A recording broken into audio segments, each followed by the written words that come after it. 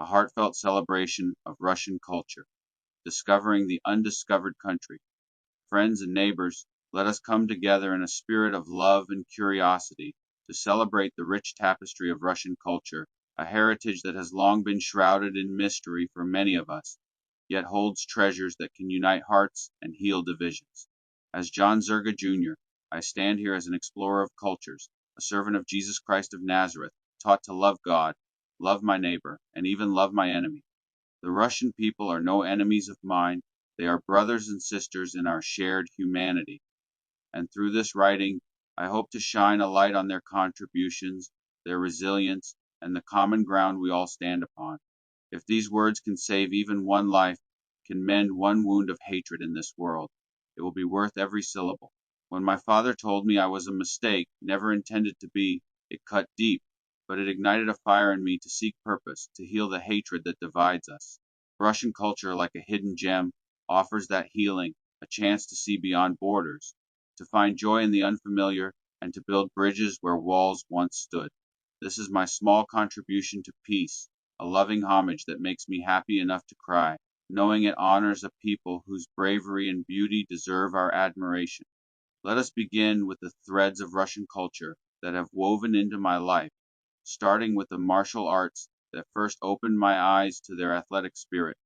Growing up in America, Russian culture felt distant, like an undiscovered country, as Shakespeare might say, but it came alive for me in the judo dojo. I trained at Sensei Crafts in Middle Village, where I met Russian judo players who amazed me with their skill. They were not only masters of judo, but experts in sambo, a Russian art developed in the 1920s by Viktor Spiridonov and Vasily Oshchepkov, combining judo, wrestling, and folk styles. Sambo, which means self-defense without weapons, includes leg locks and ground fighting, making it a complete system for real-world combat. The Russians I trained with were friendly, showing me moves like those leg locks. Though Sensei Craft avoided teaching them due to safety concerns, they weren't allowed in standard judo competitions to prevent injuries. I remember the shared humanity in that dojo, a Japanese art, American students, Russian practitioners, all laughing, sweating, and learning together. It was a moment that transcended politics, a testament to how sports can unite. Even Vladimir Putin, with his black belt in judo and sambo, competed in his youth, co-authoring a book on judo called Judo: History, Theory, Practice in 2004. His background in these arts speaks to Russia's emphasis on discipline and physical prowess, a tradition I admire deeply. This athletic spirit extends to Russia's broader contributions in sports, where they have been formidable competitors. Their hockey teams, like the Soviet Red Machine of the 1970s and 1980s, dominated international competitions, winning 7 Olympic golds from 1956 to 1988. As an American, I remember the thrill of those rivalries, but it was a healthy competition that pushed both sides to excel.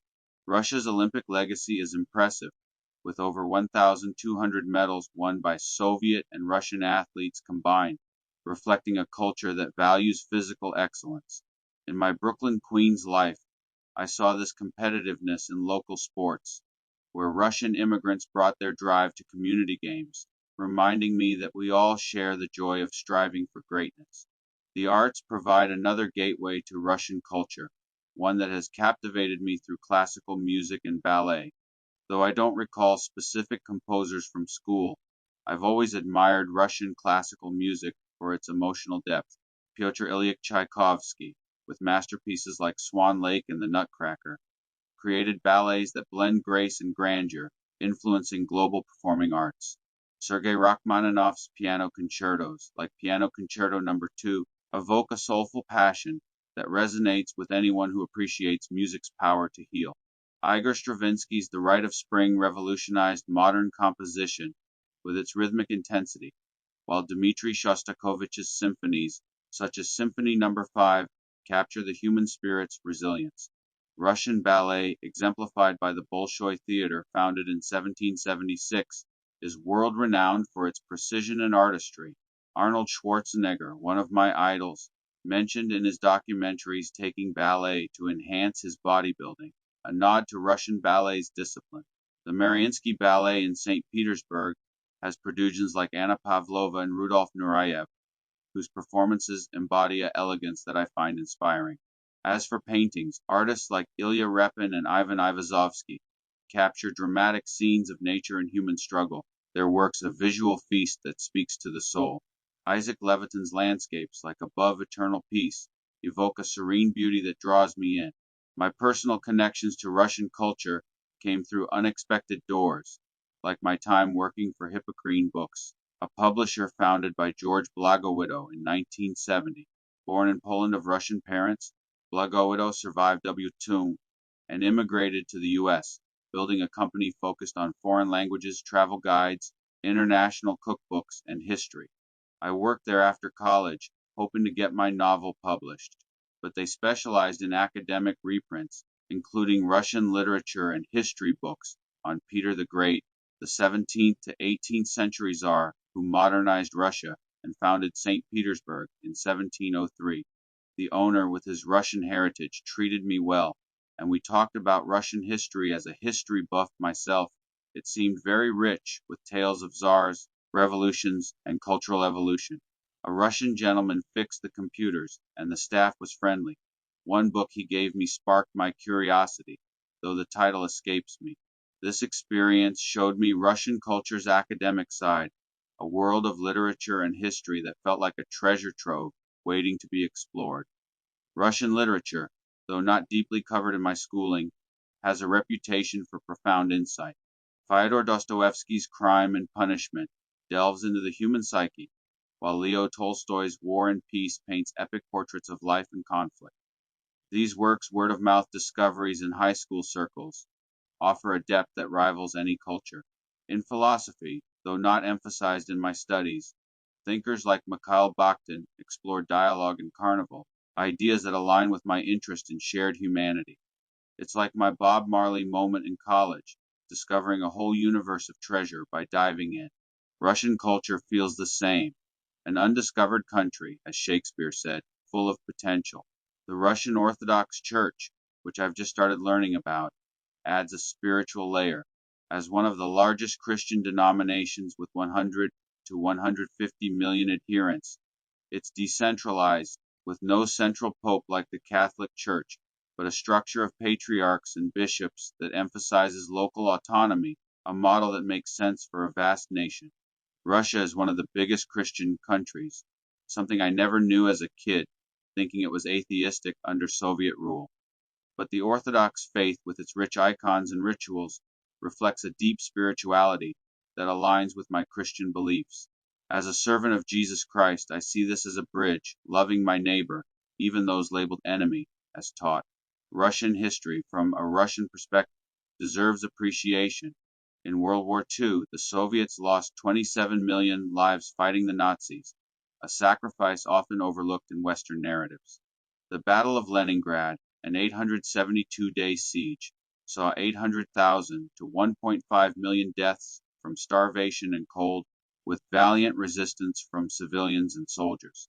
Women like Ludmila Pavlichenko, a sniper with 309 confirmed kills, embody this bravery. Her record stands as a testament to Russian fortitude. The Nazis' war machine was halted at great cost, and without this resilience, the Allies' victory might not have come.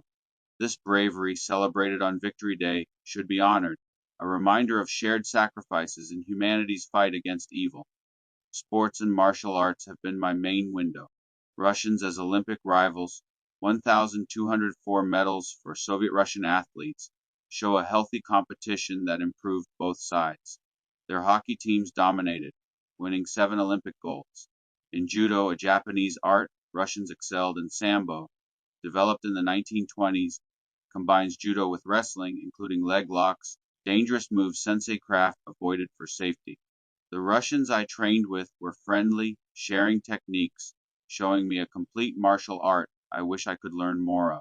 No sambo schools in my area due to cultural barriers, but in that dojo we had shared humanity, American, Russian, Japanese arts blending. Russian food intrigues me: borscht, blini, pelmeni, pierogi, kasha hearty dishes I'd love to taste from a person, not Google, for that intimate connection. NYC's Brighton Beach, with its Russian population, offers a glimpse, but I've only skimmed the surface. The architecture, especially St. Petersburg, captivates me. Founded by Peter the Great in 1703, its neoclassical buildings, canals, and churches like the Church of the Savior on Blood with intricate mosaics make it a cultural jewel. I choose St. Petersburg over Moscow for its artistic vibe, like Rome's churches drawing pilgrims. Peter the Great's reforms modernized Russia, building a legacy of progress. This homage is a small act of love, aiming to heal hatred, show common humanity, and find purpose. As a Christian, loving my neighbor, even across divides, is my duty. If this saves one life, mends one wound, it fulfills me. Nations war, but people connect in judo dojos, book offices, or shared struggles like W of 2. Let's celebrate Russian culture's flame, exploring its depths together.